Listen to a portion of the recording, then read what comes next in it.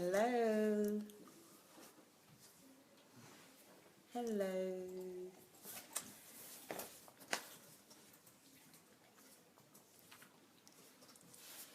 Is anyone home?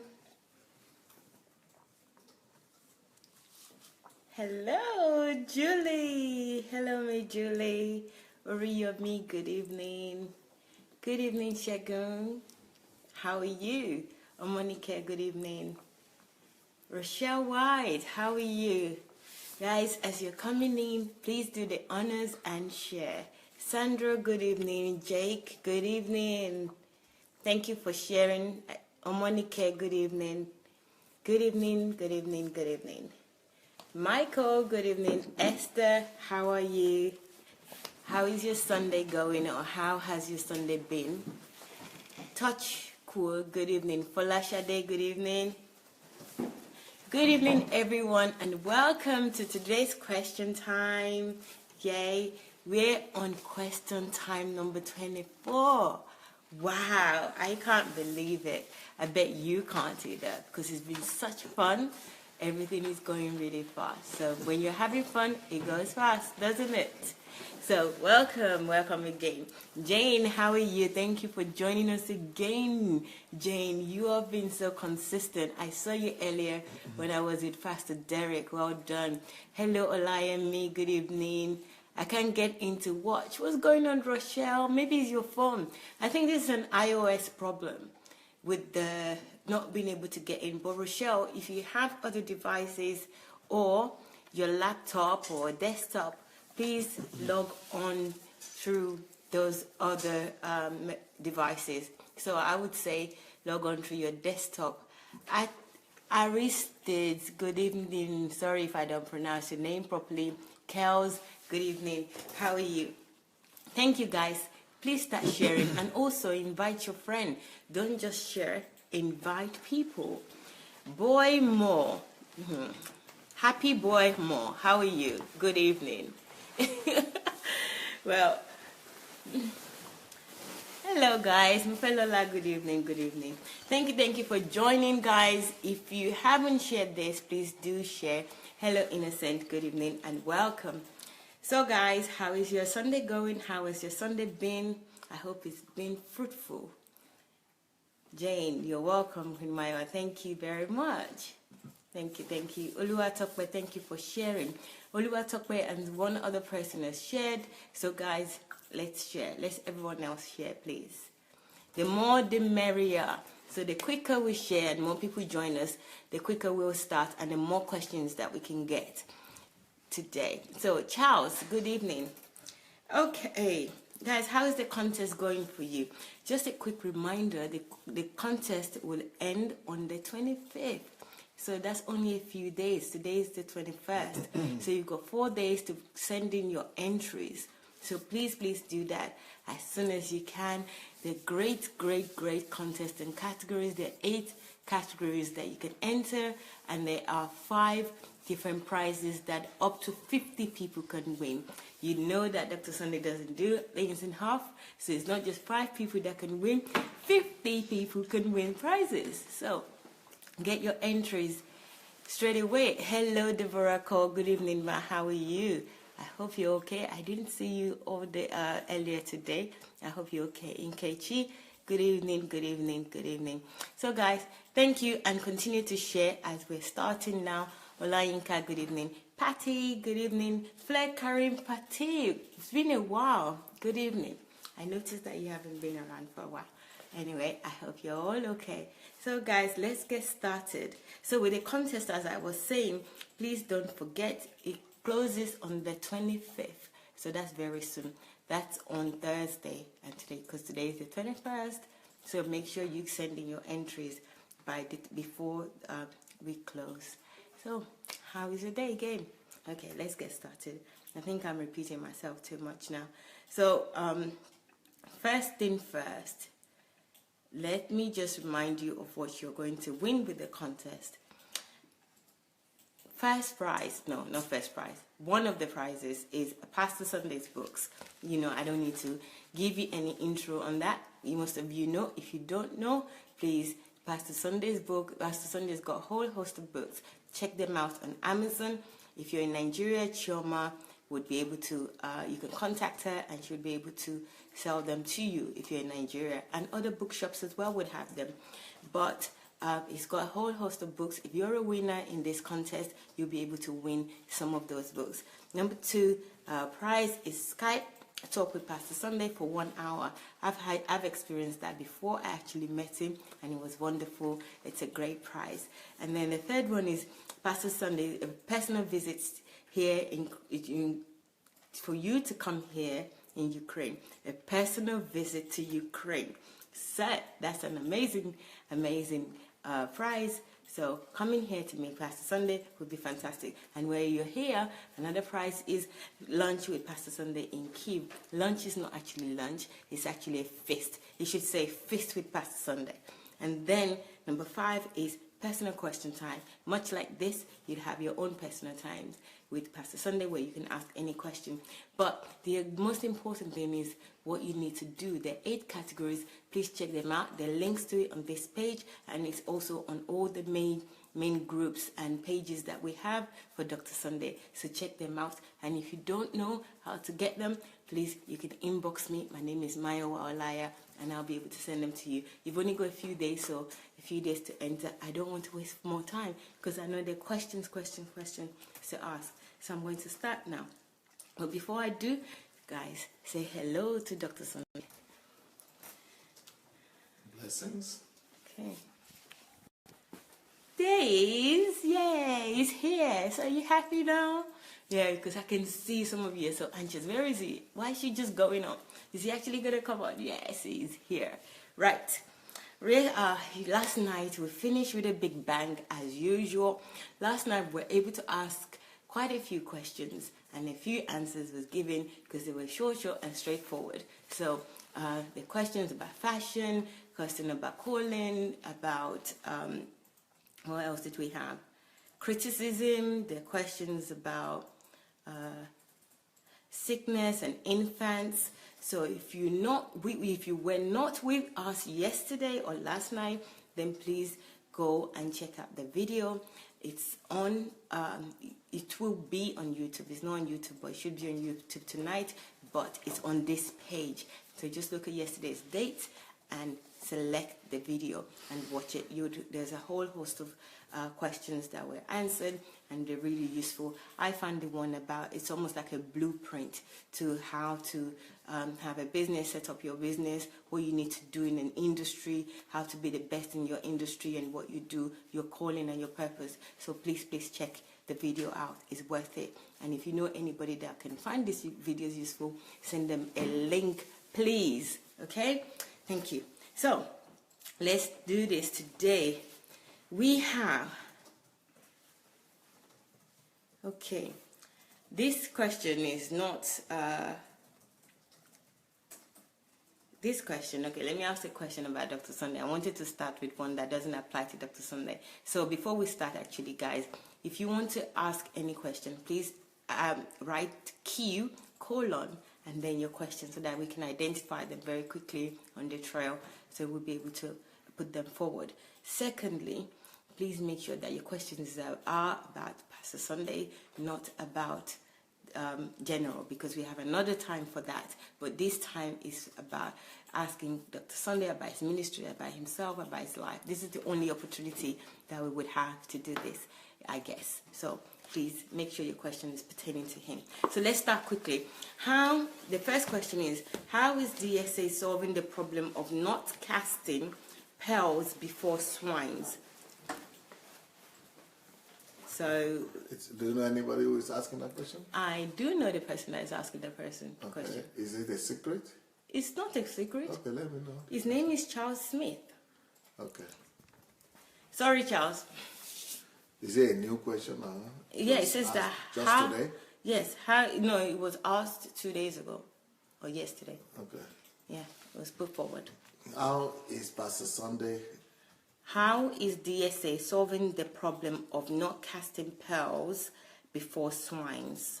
Not casting pearls before swines. That's a very big question. because that is actually one of the things I was warned about when God called me into the ministry. And that has probably been one of the greatest challenges of my ministry and of my life since I became a pastor. I so much want to help everybody. I want to help as many people as possible. And, you know, I'm not the best person in terms of discernment, unfortunately. So I seem to be trusting everybody. And I think that I would say I've made some mistakes, and I keep on making mistakes by trusting people too much. Because I just want to believe that everybody is good, everybody needs to be trusted, and should be trusted, and could be trusted. That's what I know in my head, that it's not possible for everybody to be good, because there are evil people in this world, and that everybody is not trustworthy, and that everybody cannot be trusted. I know that in my head, but emotionally, in my heart, I don't want to follow that instruction so much. I want to rather embrace everybody. I want to rather trust everyone and open my heart and give myself and my heart to everybody. And that I've been suffering from that all over the years.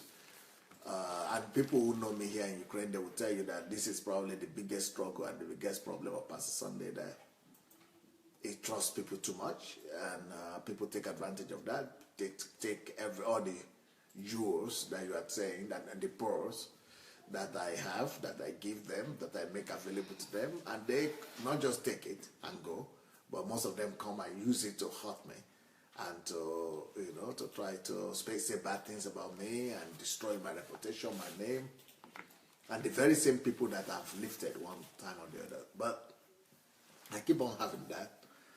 And I keep on remembering this word that God spoke to me when the very first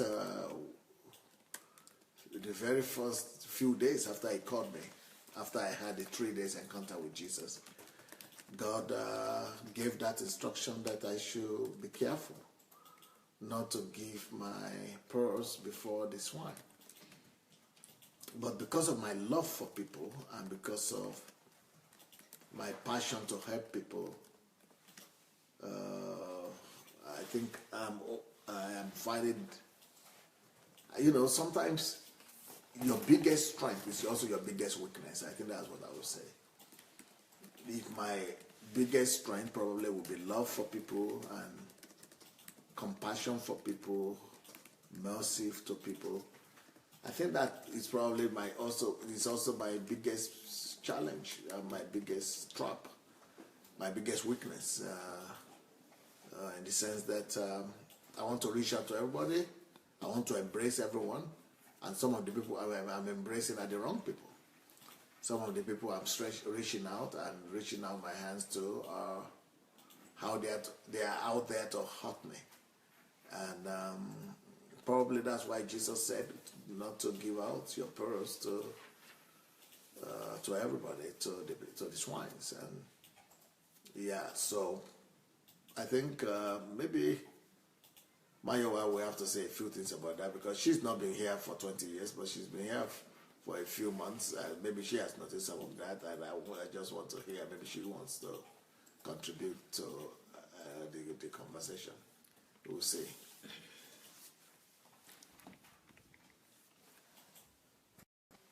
Whoa. Okay, guys. I think I heard something right there, which is Dr. Sandey. You know Dr. Sandey already, and you know that he's very transparent, very open. Everything that he said in terms of being large-hearted, that's who he is, and nothing really can separate him. But one of the things that he said is your biggest strength also being your biggest weakness. I have actually witnessed that, and I thought what I heard right. I think I heard it right where he said that he discernment, that's not a strong point, to openly admit that to somebody at his level of wisdom. I wouldn't even say level of person. wisdom and what he shares with us generally, and the knowledge that he has, and impact on us, to say that I don't have, or my strongest point is not discernment, is a huge thing for me. It totally humbles me. But straight to the point about my experience of what's happening here, or what I've experienced or seen with Dr. Sandei and people, is like sometimes I have to pray to God not to actually react on his behalf. Not to, I've only been here, I don't even think it's 4 or 5 months yet. No, it's not.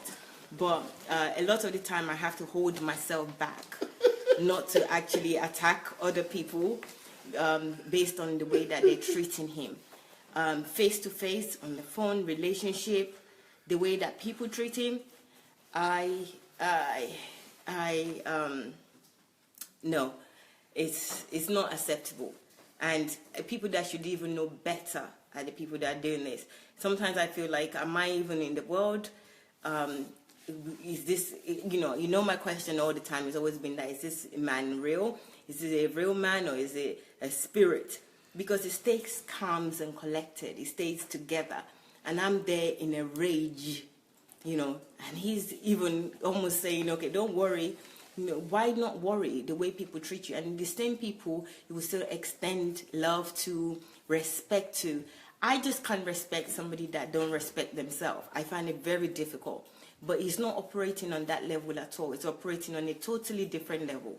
I think he has a different understanding to maybe 100% of everybody that I know, including myself.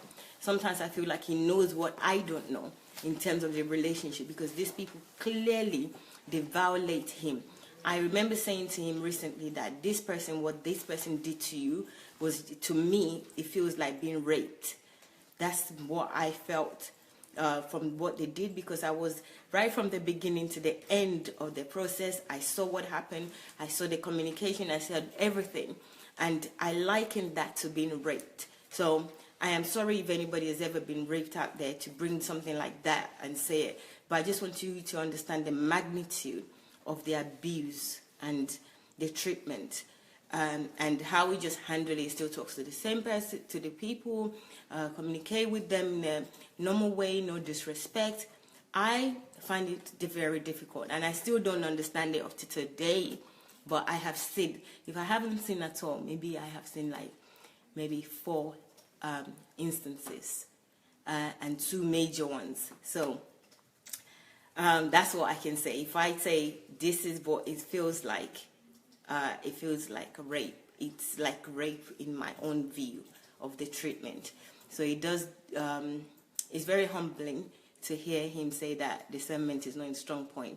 For somebody like him, I think everything he's strong at. But to even say this, yes, I don't know the level that he's operating at. And I hope we will all find out together, and God can also bless us with the same type of spirit. But I really don't, I wouldn't really ask God for that spirit. I just don't want people like that around me. But probably that would be everybody, including myself. Maybe my sin is this, somebody else's is that. But the point is that, yes, I have seen it happening. He still continues. I don't know how he survives. I don't know how he still continues to see the people and smile and respect them. I don't know how, I just don't know how he operates that. So maybe during these next few days, we will find out how that happens, because I still don't know. And I don't know how he must be from God, but I don't know anybody else. So God probably gave him, only Dr. Sandei, that kind of ability. So that's all I can say. I don't want to say too much because I can go on. Okay? So let me not go on. No, the thing is that if I would not admit that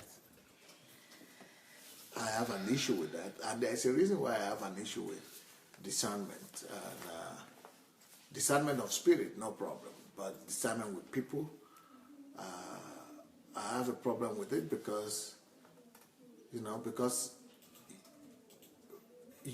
I can either be strong in either of the two. For me, I'm a person of extremes.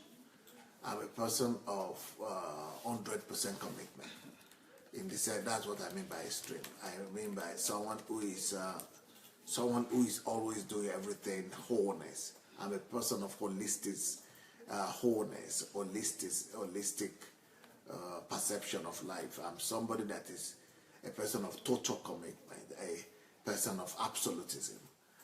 So when I got to know the commandment of love, and that's the only thing God demands from me, for God and for people, I give my heart and my life to love people, to love God 100% without holding anything back. So for me now to begin to say, okay, I'm going to love you 100%, and at the same time I'm thinking, okay, maybe is she doing everything right? Is he doing everything right? Does he have the right? To be suspicious of people or to be looking now, I can't just do it. It is either I'm loving 100% or I'm being careful.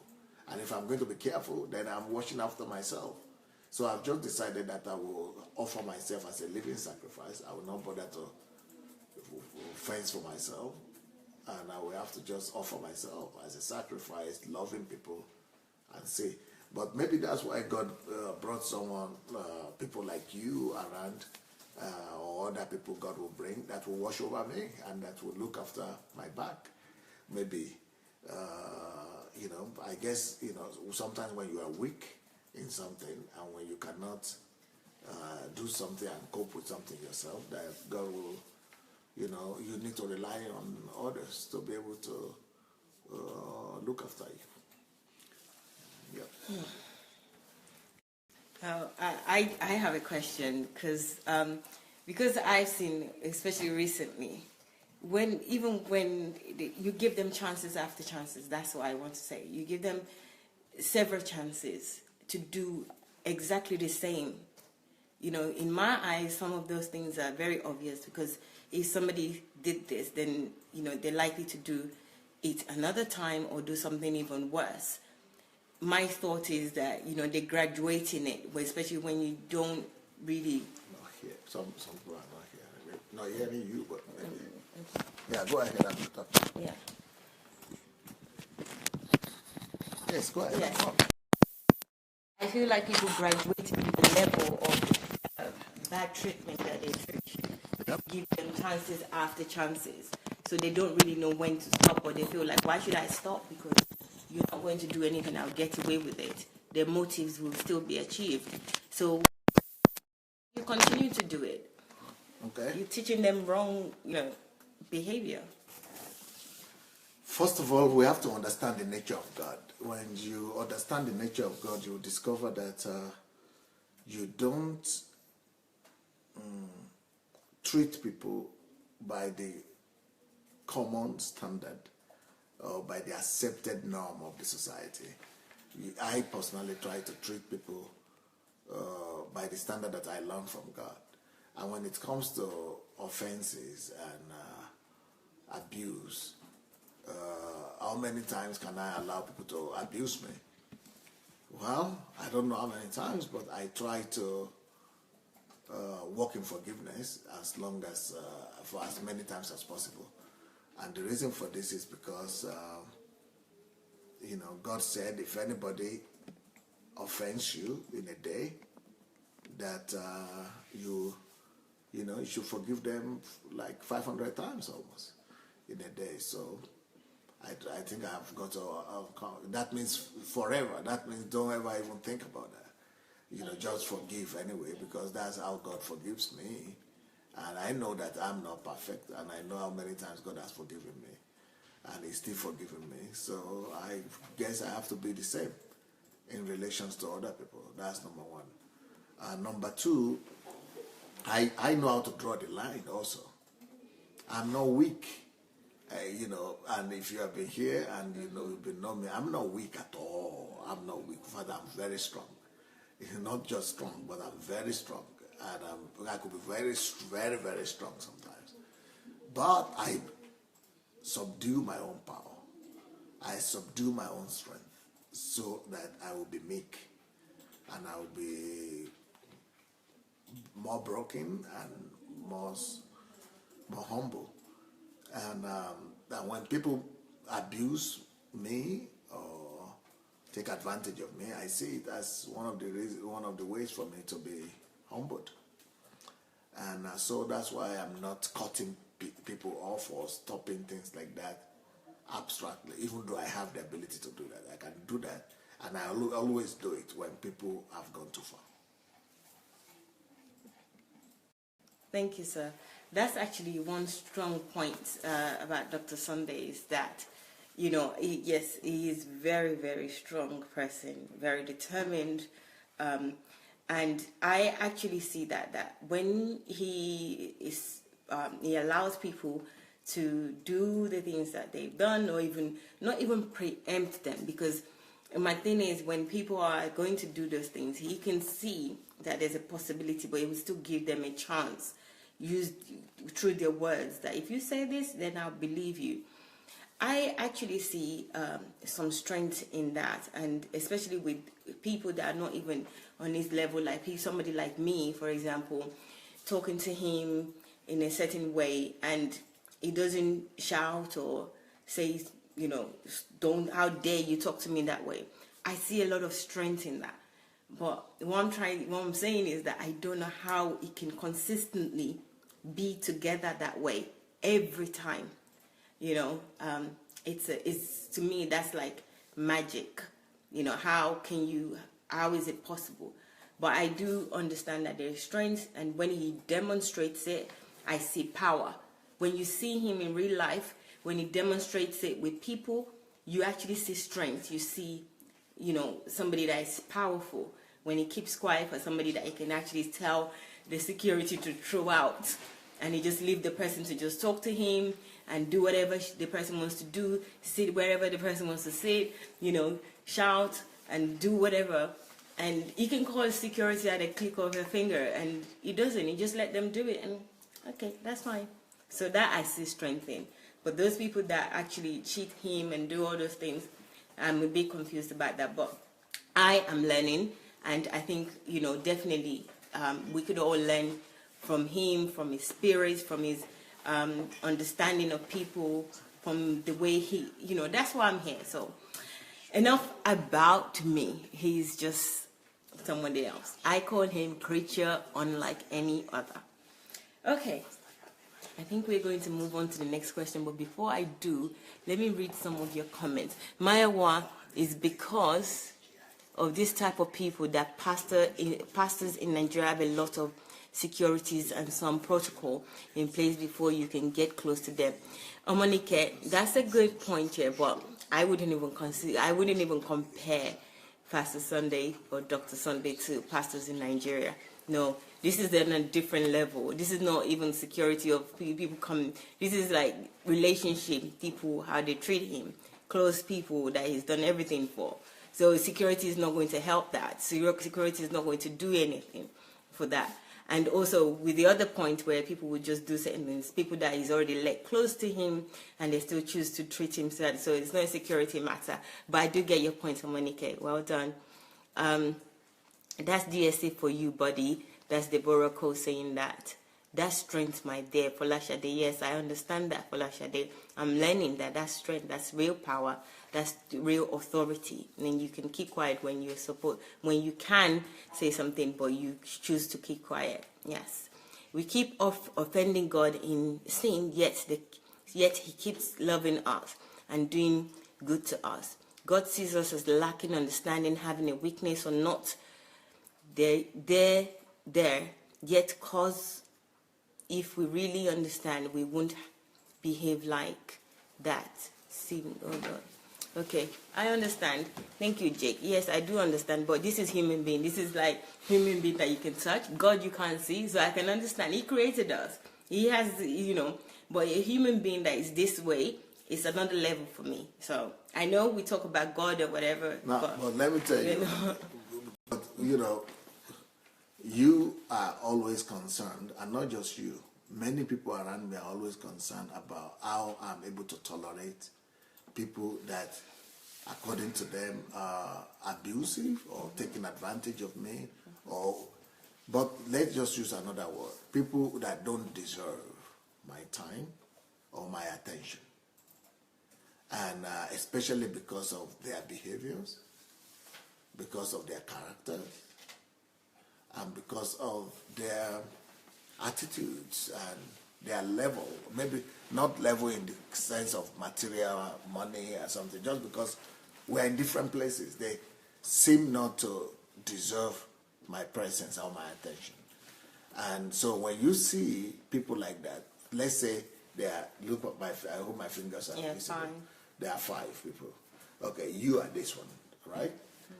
And I'm relating to you. Then there is this other person that does some horrible things that you see. And I'm sure that you can see those kind of people here, around me here, even right now. So this person, let's say, is rude to me, speaks to me anyhow. But and you know that you shouldn't be doing that. This other person doesn't carry out my responsibility, what I tell him to do. That's another 2 people apart from you, right? And you see that, why could they do that? Why is pastor tolerating this person? He's supposed to be gone. Then this other person is actually not turning up. He could be living in my house, and he never even turns on to listen to my message. Or he doesn't even come to hear me or to come here to my meeting. He doesn't even go to my meetings. And he's leaving my house eating my food. Then let's say this other person, takes advantage of my resources, my money, and uses it the way, and you think, why, Pastor, these things are just horrible. None of these people deserve to be here right now. Because you see all those things, because you are seeing them from beside. But the problem with that is that even though you are seeing all those things and everything you saw is accurate, right? But the problem is with that too is that you only see what others are doing. You're only seeing others, but you are not seeing yourself. From your own point of view, all these other people, 1, 2, 3, 4 are wrong. They are imperfect, and they don't deserve to be in my presence and in relation with me. But that is because you know better, right? That's because you know better. And because you know better, you could tell what all these people are doing are wrong. Because you know better that you shouldn't do that. But I am who I am because I know better even than you. And I also see other things that you don't see.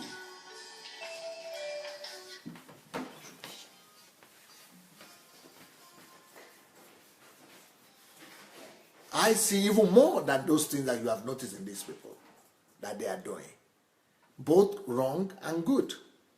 But also, everyone that has spoken to me about another person not being deserving to be in my presence and being deserving to be rather punished or reprimanded, every one of them, as they are telling me that, I'm thinking in my mind, but can they see themselves? That I am seeing other things in them that they are not even seeing in themselves. That if I were to use that same standard, the very same thing you are requiring of me and demanding of me to reprimand these people and to call them off, if I'm supposed to just follow that your instruction, that means I have to cut you off too. For other reasons. And for other things that you do that you don't even know. And for you, they might not even be wrong. But because of where I am, coming from a higher place, I see those things that you are doing wrong. And for me, the things that all these people are doing wrong, as horrible as they sound and they look, the things that you are doing wrong that you don't even know are wrong, they are as horrible from my own point of view as all these horrible things that these people are doing. So in my own mind and in my own eyes, all of you are the same. So for you to now be telling me, why don't you call this off, this off? Then if I need to be objective to the end, that will mean I have to cut you off. Now, what is now the problem that I have with that?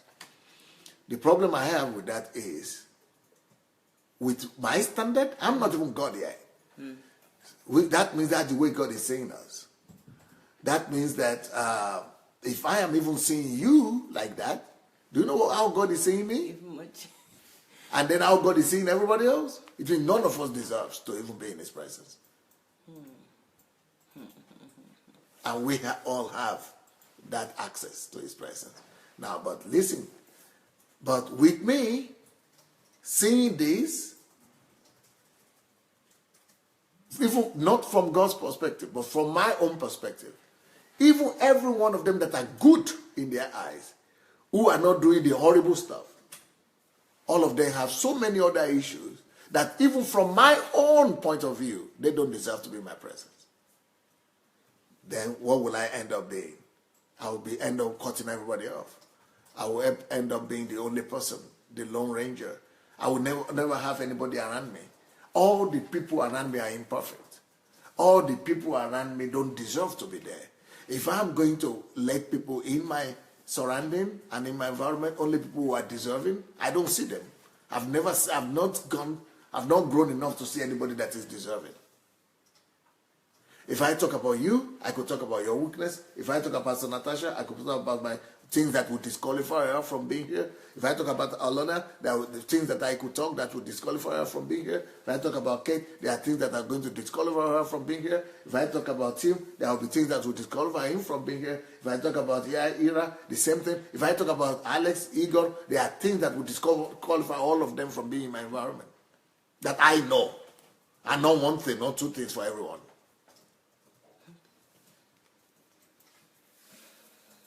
So I'm now, each time that I hear that Pastor, how can you tolerate this or that? How can you? I said, they ask me how I'm tolerating you. The same way I'm tolerating other people, that's exactly how I'm tolerating you. So what are that reasons what is that reason that's making me to tolerate you too, apart from the one I just said? Because I'm thinking, if I begin to eject everybody out, first of all, there will be nobody left. Everybody will be unqualified. Secondly, there will be no redemption. This kingdom is all about redemption.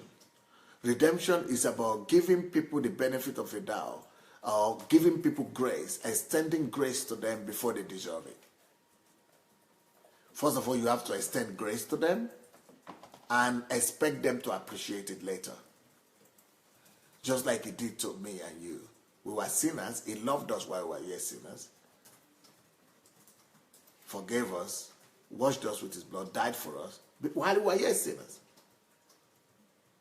And then he's hoping that maybe we will live a worthy life. Or we will deserve, we will work it out. We will work out our salvation. But most of the time we don't.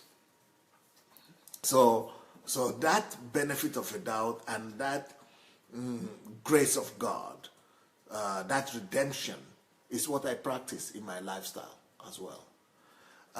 Another reason why I still have to keep all these people there is because even though all those weaknesses are there, I have decided not to notice, or even though I notice, but not to focus on anybody's weaknesses. I have decided to rather focus on people's strength. And even if I see the weaknesses, I'm thinking, how can I turn those weaknesses to strength? If we begin to eject everybody and cut off everybody because of their weaknesses, then they never get a chance, an opportunity to turn those weaknesses into strength and to even correct those weaknesses and become a better person.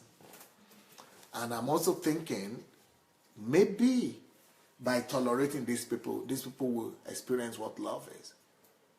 And they will be able to see how God tolerates us. Maybe they need, so all these people are brought to my environment so that they could see God's nature, not in God himself directly, but in man. Maybe this God's attribute needs to be demonstrated through the flesh of man and through a mortal and imperfect man like me. Maybe they needed to see that so that they could become believers, in the sense that they could begin to believe that everybody has redeeming grace and everybody could be redeemed, and that if they see me giving that kind of benefit of a doubt and giving that grace, extending grace to others, maybe they will learn to extend grace as well to others. And besides extending grace to others, maybe they themselves will believe in their own redemptivity, in redemption. that they too could be redeemed from some of the most terrible stuff that maybe they couldn't even believe that could be possible with them. So there are a lot of reasons why I'm behaving the way I'm behaving. Is it a weakness? It could be. Is it a strength? It could be. But I think, like I spoke to you the other time, that the positive energy and the negative energy, sometimes they have to be tolerated for you to be able to make progress in life, with the good and the bad. So if it is my strength, so be it. But it's my weakness, in this case, I think I just don't have any option than to let it be, so that I could be me. And so that I could, because I'm afraid if I begin to exercise discernment and, really be strong in that, I'm afraid I'm going to pull out the wheat and the chaff. I'm going to, destroy the good and the bad at the same time. So, I'll probably need other people to help me out in that, like I said.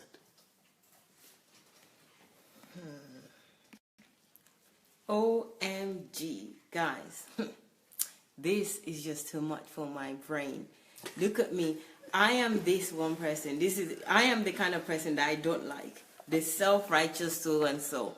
And Pastor, in a very subtle way, Dr. Sandei, as is in his usual style, gave me understanding. He gave me brain immediately. I can't believe that I got it. Okay, number one, all right, Dr. Sun, I'm seeing something that is wrong with people. I have my own issues as well, right? And I'm seeing something that is wrong. And as he's understanding, he can see other things that is wrong with me. So he likens that to God being above him. He can see other things with him and tolerate him and still give him love. So who is he to be so hard on other people? That is his logic. He has this level of processing and understanding that I can't even contemplate. I don't even know how I'm going to inject this into my spirit. This is unbelievable. So that's number one. Number two, you know how some of us, me, I'm talking about me and you actually, we say, oh, some sin are really bad, but we do other sin. Sin is sin. So this is what he's saying clearly, a sin is a sin. Your sin is not worse than my sin. We all sin. So who am I to start saying somebody else is doing so bad? But even though I'm saying that to you, I'm understanding it, I'm hearing it. I don't know where I'm going to catch this from. I can't do it. Right now, I can't. Maybe later. But one thing I've learned this evening is that to be more patient, to be more tolerant, and not to think that my problem or my own befallen sin or whatever I do wrong is less than others, or others are greater than me, so that they should be punished and I should be left alone. So every time I'm judging other people now, I will judge myself first. Wow, there's a lot to say, but I just want to keep it going, because otherwise I'll be going on and on. But Dr. Sandei, what I call him is creature unlike any other. He is really not like anybody. Forget it. Try and get some of his spirit if you can. Good luck. Okay, the next question, sir, is this is not about you, but this person wants to know. I think maybe you can help this person out. It says, what does the Bible say about experiencing panic attacks? Yeah, I used to experience panic attacks myself. Oh. Yes, I used to experience panic attacks, and I spoke about that. I spoke about that when I spoke about going from timidity to self-confidence. Yeah, I used to say that I couldn't even answer what my name was. And I couldn't go to the cafeteria. I would go to the cafeteria, but I would just sit with friends. I would not go and pick my tray to get my food, because I was always experiencing panic attack. But I didn't know it was panic attack. I thought I was just intimidated and shy. But it was to that level of panic attack. So what will I say about that? I mean, what does the Bible say about that? Now, there are a lot of instances in the Bible where people were there that could not, that were similarly oppressed and attacked by panic attacks like that too. And next Saturday is going to be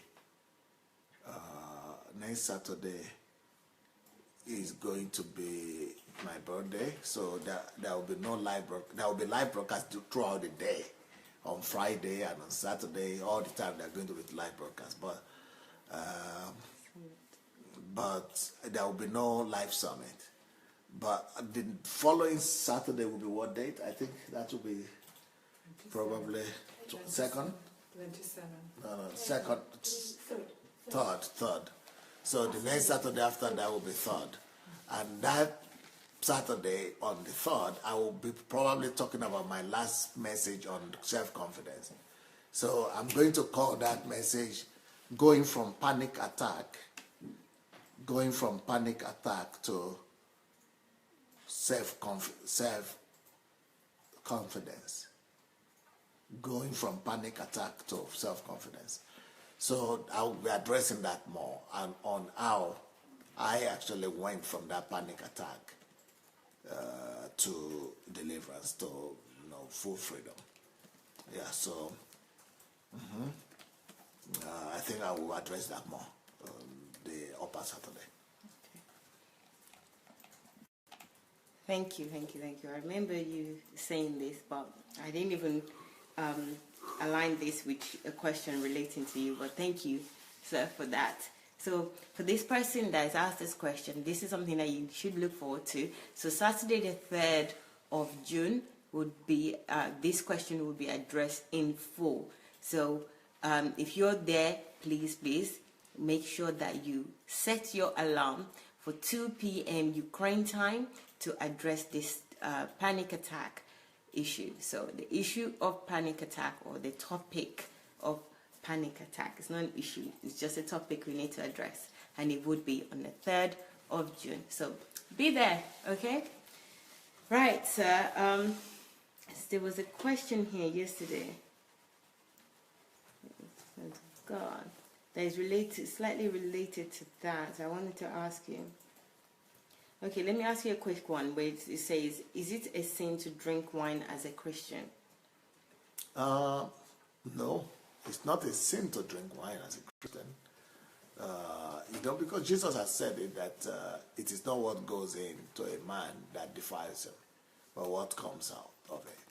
As a matter of fact, somebody might be drinking right now as a Christian, and I don't drink, but then when I begin to condemn him and say, oh, I'll be looking at him suspiciously and say, look at him, he's drinking. Look at him, how can he be a Christian and he's still drinking? That is more a sin than the guy who is, I'm committing more sin than the guy who is drinking. So even though we don't drink in our church and we don't condone Christians drinking, I'm against Christians drinking or smoking, and I believe God could help them and set them free. But with this particular question, is talking about wine or drinking, I think it's just talking about light drinking, right? Just sometimes, I would not say that is totally against, God is against that, because the Bible says that Timothy should drink a little bit of wine. But I don't like to talk about that, because it will look as if we are giving consent to people drinking, and it will sound as if we welcome that. But I am not really for that. I'm against it. But I'm just saying, if you are asking about God and the Bible, God is much more than what is going to you, your wine or your drink. Or God is much more than that. God is more concerned about your heart. And but if you are really a dedicated Christian, I don't expect you to be drinking either wine or anything. But like, if you are asking from God's point of view, it's much more than that. God is much more understanding than all those religious rules. Okay. Right. Good news for drinkers. Ha ha ha. No. I'm only kidding. Right. Don't go drink. That's what he said. He said, this is his answers. To drink is not a sin. What goes in you does not defile you. But what comes it out, could become a sin. it could be. Because Okay. if you begin to drink small like that, and it grows, and you begin to get drunk and begin to drink too often, it could be grow into a sin. So it's like walking the miles field. So that's why I would not recommend anybody to practice that. Okay, you heard it now, right? Okay, let me repeat it. Sip a little. No, not sip a little. Some of you are so happy. No. The answer is, it's not a sin, but it could become a sin, especially if you're attached to it, that you drink all the time and it becomes an attachment. Remember, attachment is a sin, and alcohol is addictive. So you have running the risk of it becoming a sin because it's an addictive drink, substance. So no, it's not a sin, but it could become a sin. And remember, in addition to this, what comes out of you is more a sin than what goes inside of you. So moderation, I won't even say moderation, don't mind me, or just don't drink. It's just to help yourself, because I know alcohol is addictive and you could easily get attached to it. Anything that you're attached to is a sin. Do you remember that? Pastor Dr. Sandey spoke about it a few days ago. Any attachment is a sin. Okay? So, again, for the drinkers, okay, no, not really. Yeah, I'm only joking. All right, another question. Somebody says that, what are the key lessons that you have learned as a great leader, DSA? What? What are the key lessons you have learned as a great leader?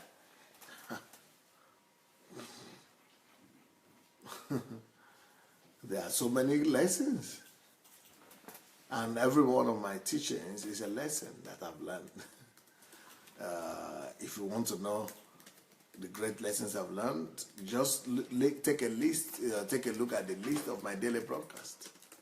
All those ones are great lessons. And just look at the series.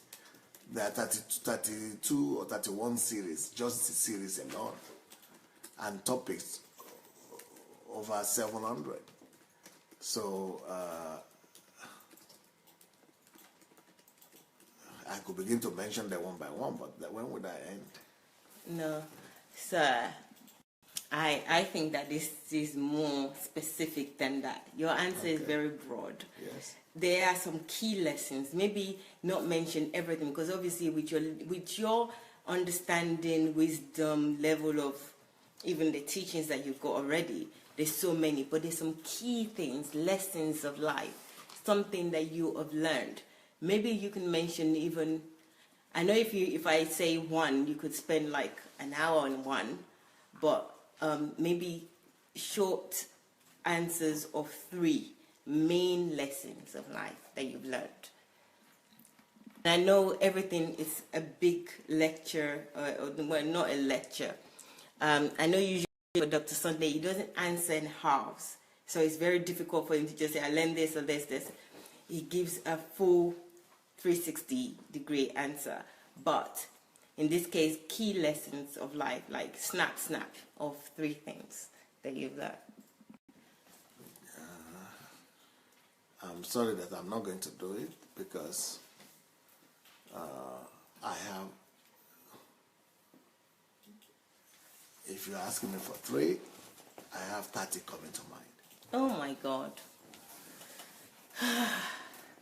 It's good, so if I say 3, people will make a mistake of thinking that those are the 3 most important. But out of the 30 that will come to mind, it might be, I might not even mention, out of the 3 that you are talking about, I might not even mention the one that the person needs, who is asking. So I'm hesitant of mentioning 3, because 3 will only meet the need of a few people, and they will only contribute to some certain percentages of the changes in me and of who I am. but they will not give a full account, and they will not be contributing to the main part of who I am and the lessons I've learned in life. So it's like I'm lying. And half the truth sometimes is not good. It's dangerous. It's as bad as lie. So I'm hesitant about that. Let them just go and follow my teaching. Just even don't listen to anything. Just go through the list. Then you begin to understand. Oh, the title of my book, the titles of my book. Okay. Okay, fair and square. Somebody actually just advised me that I cannot put the essay in a box. I'm not trying to do that, but hey, I get you and I get him. You know, it's not just somebody that wants to just talk. He talks purposefully, you know, as you know already. And as a father as well, he doesn't like to mislead. He likes to give you full knowledge. So did you see the explanation he gave for not giving that answer just like 3? Because he doesn't want just to give 3 that one person or even 2, 300 people would get hold of and say those are his life lessons. There are many, many lessons, and you can obtain them from his playlist, the title that he's done over the last year. So go to Sandey Adelaja Official on YouTube. YouTube is your friend. Google is your friend. So go and check those lists out and learn the lesson as he has learned it, rather than him giving us just 3, because he knows that 3 is not sufficient, and 3, he cannot give just 3 because it would not be his top 3. It would be unfair. Who thinks like that? Who does that, for God's sake? No, but if the person that is asking that question is truly desperate, it will make his question more concrete. If he's somebody that is truly hungry for answers, for specific answer, he could tell me, okay, what are the 3 greatest lessons you've learned about family? Or what are the great lessons you've learned as a pastor? Or what are the great lessons you've learned as a leader? Or what are the great lessons you've learned concerning money? Or what are the great lessons you've learned about children? What are the or as a civil activist, as a popular person, or, you know, it has to be concrete. Then I will be able to help. But about life and about as a leader, great leader. That is that is a long take. Hint alert, guys. Hint, hint, hint. He's giving us a list of questions that we could ask. So, guys, if you've got your questions or you don't know what to ask, you can compose a question with this question and send it to me. Don't let me ask questions, because I'll just ask questions of what selfishly I want to know. So do it, and do it quick. But no, we could do it for the next few days, because we've only got a few days to go. So hint is, you can ask specific question from that question. I'll repeat the question. What are key lessons that you have learned as a great leader? So you could ask, what are the key lessons you've learned as a father, as a minister, as an activist? Any of those type of questions, or even more, as a foreigner in Ukraine, as whatever. Ask your question. That's a hint there. Okay. Right, let me move on. Right, this is likely to be our last question today, guys. Just warning you ahead. This person asks and says, "Sir, I watched one of your interview program on the net, and you were answering one of the questions concerning writing the non-existence of God on one of your exams when you were in school." It says, "Sir, are you sure that kind of exposure does not affect your rugged teaching?" It says, a statement / question. Is that a new question? Or yes, this was from yesterday, sir. From yesterday, yeah. And the person might not be there right now. I don't think I've seen the person. I don't understand. If you understand the question, you could help me with it.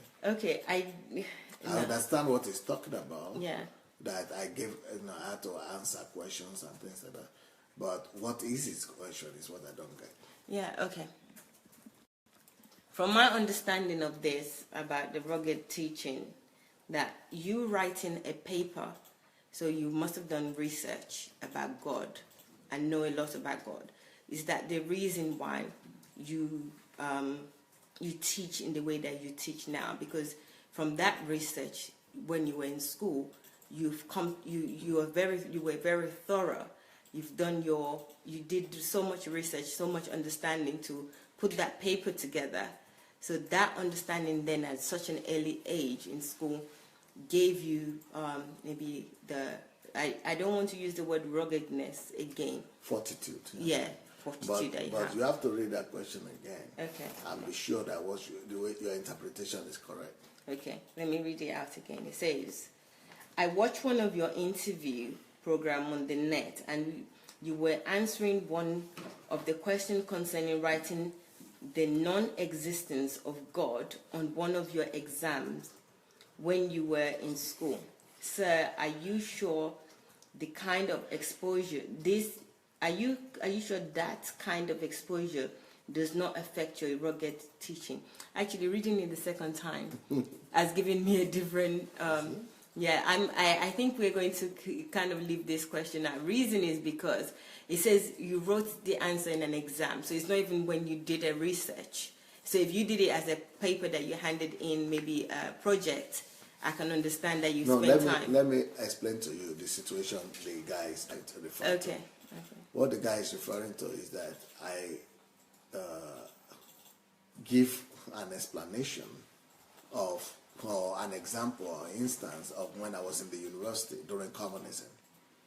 And as a foreign student studying journalism, but it doesn't matter what you study in the format of it, you've got to study Marxist-Leninist philosophy. And in that philosophy,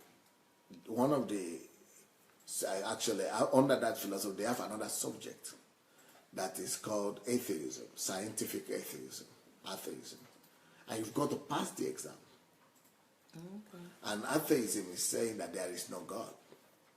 And there are, scientific research, there are lectures, scientific lectures that prove that there is no God. So you go to the classes, and they teach you these classes to indoctrinate you that there is no God. And you study philosophy, Marxist and Leninist philosophy. And basically, they are saying there is no God. So, but without passing that exam, I would have been expelled from the university. And several other people did not pass that exam, either because they were Christians, so I thought that I was going to be expelled, and I didn't know how to pass that exam. And I was saying, because I will never say there is no God. Because I know there is God. God is my heart. So I was having a dilemma. I was just explaining about my dilemma that, how will I pass this exam? And that was when God spoke to me and said, the way to pass the exam is they are not asking you what you believe at the exam. What they are asking you at the exam is the material that they have taught you. You need to relate it back to them. Mm-hmm. So what God spoke to me is that they have taught you all this rubbish, lies. They didn't say you come and argue with them, either you agree or not. They are not asking for your opinion. They are saying you should give the exam. So as they are pouring that into you, swallow it, but never let it digest. Mm-hmm. When it is now exam time, go ahead and just pour it out to them the way they pour it into you. So that's what I did, and that's how I was able to finish my university. I did not digest it. I did not believe in it. Actually, as a matter of fact, I was so good in those two subjects, atheism and philosophy, that it helped me to develop my argument against atheism and communism and philosophy and Marxist philosophy. So I was able to go deep into understanding their mindset, how they think, and how to now study to convince them, and how to argue case against them, and use it. So my combination of knowing their mindset and knowing the scriptures makes me to be superior to them in any argument. And that's why I've been able to be effective when I now started ministering to the Russians, and we started having the Russian, I could speak to the intellectuals and things like that. So that has helped me on the other hand. Yeah. Okay, wow. Now you know what you got today, how to pass exams. Don't go asking, when they ask you a question in the exam, you answer it according to what they've taught you. I wish my teachers have told me this when I was in school, because I'm thinking they want me to argue my own case of it.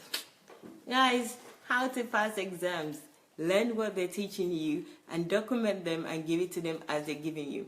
And then there's another thing. You know what that thing that we used to do? We can ingest it, swallow it, but don't let it digest. Look at that. You know when they give you a tablet and you don't want the tablet, especially in mental home. Well, I've not been to mental home before. I've seen you in the movie. And then they take it and they just put it at the back of their tongue. And then they'll throw it out once the nurse is around. So this is what this one is about as well. So, number one, you got lessons there on how to answer questions. Number two, yes, from what this person is saying, I don't know what the real question is, but the explanation Dr. Sandey gave us now, that about the exam that I was talking about, the studies that he has to do, that he did, maybe the question was surrounding that. I got an answer from it. I got an answer for this. I don't know if you did, but if the person did not get an answer, please come back with your full and more clearer question so that we could ask it again. But at least I have a background of what this is about now, and you do as well. So that background is that he has to do this subject that is against his understanding of God. He has to prove that God does not exist. And he struggled to do that, but in the end, God revealed to him that you just need to answer this as they have taught you. Give them back the trash that they gave you in detail. And he did it so well, and that also helped him in arguing with people in his ministry when they want to say that there's no God, and even getting people to God. So this is called knowledge is power in action. Okay? So I don't think they're sharing there today. Guys, you didn't share. I can tell. No, guys, share. Share this, right? I know we're almost finishing. I'm going to say my goodbyes soon with Dr. Sandey, but please, guys, you can still share. It's not too late. Share now. Copy the link also and send it to friends. I know a number of people are saying that they've been thrown out by Facebook, that they can't watch this particular live program, that they're able to watch other lives. I can see the notes on there. We will try and check out what the problem is, and if we can find the answer, we'll let you know. But you can also find out, you can contact Facebook and ask them what's going on with a particular video while you're not able to watch live program with them. So maybe they will be able to give you an answer. But again, I suspect there's an iOS update issue if you're using iPhone. If not, I don't know what it is, but we will get to the bottom of it. And the another way to resolve this is that it will go on YouTube very soon, within 24 hours. And if it does, you can re-watch it. You can watch it again at your own pace. And for those who are able to watch right now, do a kind deed and send it to your friends that you know that they want to watch, or even those that don't want to watch but they could benefit from it. Please send it to them. Just copy the link and send. You can do that. Copy and send. So please, guys, please share and let other people be blessed with this knowledge and this wisdom. Okay, guys, I'm going to ask you one more time, right? Not one more time. I'm going to ask you several times. But for today, I'm going to ask you to please send your questions. Please send your question pertaining to Dr. Sandey's ministry and other things. You know, from asking one question, I thought the attack question, panic attack question, was not related to him. And with the answer that he even gave that he's had that before. So ask questions, but make sure that most of it are questions that is pertaining to him, because we only have a few days left to learn as much as we can about Dr. Sandey, his ministry, his life, and you know, he gives us so much wisdom, so much knowledge, so much empowering answers that can really help us. Today I've learned so much. I've learned to not to be self-righteous. That was the first thing I learned. I say that, but I need to now ingest, swallow, and believe it, and stop being self-righteous. Okay, guys, I want to thank you. Keep your interest coming for the contest. The contest ends very soon. You've only got until the 25th of May, which is on Thursday, and that the contest will be closed. So please keep them coming. And secondly, please share this. Share. We'll be back tomorrow. We'll be back. I will be back with Pastor Derek at between 5 and 5:30, and Pastor Sandey will definitely be back with the Ukrainians / Russians. The mixture. There's a mixed bag here. At 7 p.m. Ukraine time, and I'll be back again with him same time at 9 p.m. Ukrainian time. Right, I thank you again. Please share. I appreciate you for watching. Please help people out. If they're not able to watch, send them this link. Don't forget to do that. And we will see you tomorrow. Okay? Thank you and have a pleasant evening. Bye.